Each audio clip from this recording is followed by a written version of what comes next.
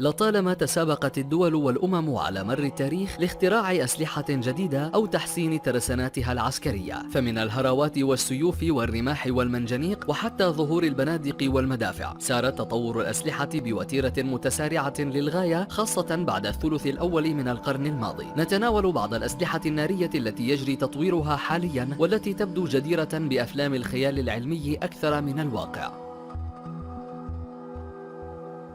مسدس المحرر. مسدس مصنوع من البلاستيك بطريقة الطباعة ثلاثية الأبعاد. تم إطلاق مخططات طباعة هذا المسدس على الإنترنت، ويمكن لأي شخص العثور عليه وطباعته. بندقية البنتاغون، تعرف كذلك باسم بندقية توقيف الأشخاص وتعطيل الاستجابات، وهي بندقية من تطوير وزارة الدفاع الأمريكية، وهي غير قاتلة وتستخدم لإصابة الأهداف بالعمى وفقدان الاتزان. بندقية الجيش الكندي، بندقية مستقبلية من تطوير الجيش الكندي، يمكنها أن تحتوي على بندقية شبه أوتوماتيكية ومسدس وقاذفة قنابل يدوية في آن واحد. قاذفة القنابل XM25 CDTE، قاذفة يدوية تطلق قنابل مميتة بشكل حلزوني في الهواء، بينما تتعقب القاذفة المتطورة المدى التي وصلت له القنابل لتفجيرها عند وصولها للهدف بدقة. بندقية بولت أكشن 338 TP،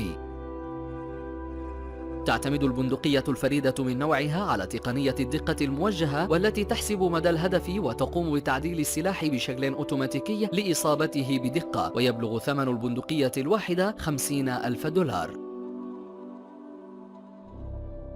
مسدس أرماتكس IP1،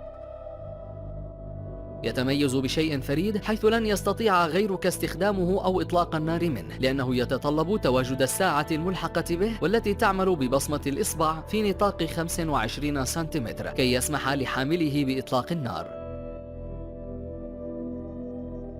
معطل الأسلحة، هذا ليس مسدسا أو بندقية، ولكنه قفل هوية حيوي يمكن إلحاقه بالأسلحة النارية المختلفة لتعطيلها، ولا يمكن فتحه إلا ببصمة الإصبع فقط. بندقية ماغبول FMG9، بندقية شبه آلية يمكن طيها بحيث تصبح بحجم بطارية لابتوب صغيرة، وهي مصنوعة بالكامل من البوليمر خفيف الوزن بلا أي معادن. بندقية ADS، بندقية هجومية يمكنها إطلاق القذائف النارية تحت الماء، تستخدمها حاليا القوات الخاصة الروسية، ويمكنها إطلاق 700 طلقة في الدقيقة بمدى إصابة يبلغ 25 متر. بندقية كورنر شوت، تشتهر بقدرتها الاستثنائية على الإطلاق وإصابة الأهداف من خلف الأركان والزوايا، بحيث يظل مستخدمها مختبئا بأمان، وكذلك يمكن استخدام هذه البندقية المميزة سواء لإطلاق الرصاص أو القنابل اليدوية.